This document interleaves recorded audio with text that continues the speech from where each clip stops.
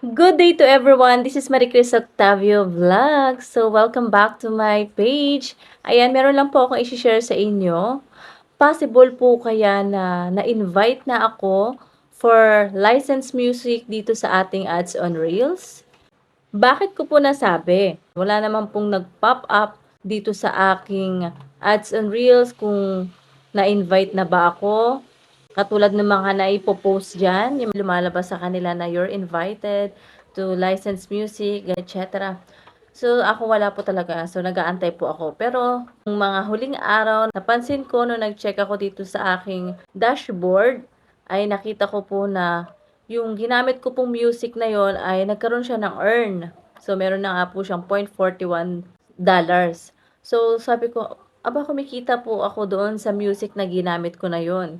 Eh, hindi naman po ako invited kasi nga, hindi naman po ako nakaka-receive. So, lagi ko talaga binabantayan yun guys, pero wala talaga akong na-receive. Meron akong na-receive, yun nga po para sa pag-update ngayong October 6, yun, na-receive ko po yun. Pero yung sa licensed music, wala po talaga akong na-receive kahit noon pa. So, binabantayan ko rin po yun talaga. Pero, ayun nga, nag-check ako at papakita ko nga sa inyo yung ginamit kong tugtog at kung ilan yung na-earn ko doon. So, ito po yung sounds na yon.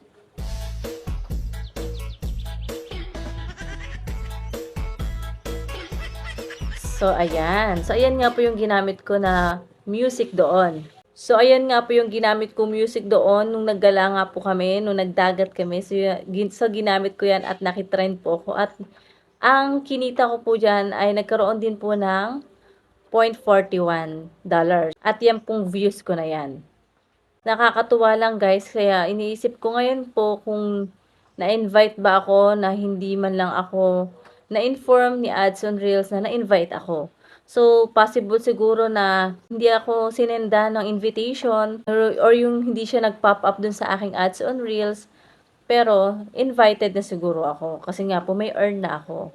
Ayun. So, kung may mga suggestion kayo or may mga idea kayo kung bakit nagkaganon, kung bakit ako nagkaroon ng earn kahit hindi pa ako na-invite na ads on Reels, pakisagot na lang po kung legit po ba talaga yon.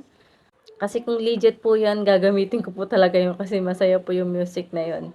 And ayun lang po, shinare ko lang po sa inyo. Baka kasi sa inyo ay ads on Reels ay na-invite na rin po for licensed music.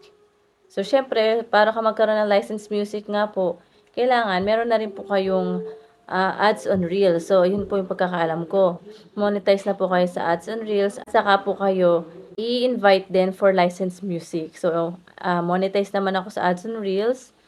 And hopefully na talagang na-invite nga po talaga ako ni Ads on Reels sa licensed music.